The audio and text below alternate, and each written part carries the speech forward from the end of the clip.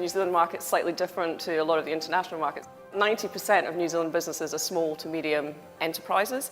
And in fact, around, I think, 70-some% are literally 1 to 10 employee-sized businesses.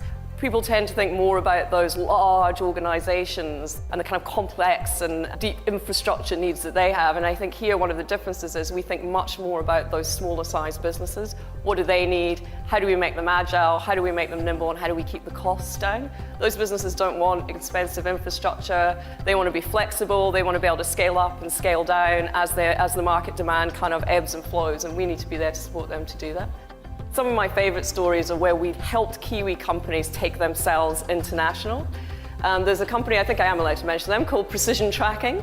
They're in fertilizer, which I know doesn't sound very sexy, but what they do is they have GPS tracking in the little machine that delivers the fertilizer in the farmer's field. That's uploaded through our technology into a server onto their computers. They can see exactly how much fertilizer is being deployed where. They can eliminate wastage. They can absolutely optimize what's happening with those machines. And because it's all done remotely, they can do that for customers around the world. So they are actually leading the way in fertilizer deployment. Can lead the way in fertilizer deployment. And they're doing that on an international scale.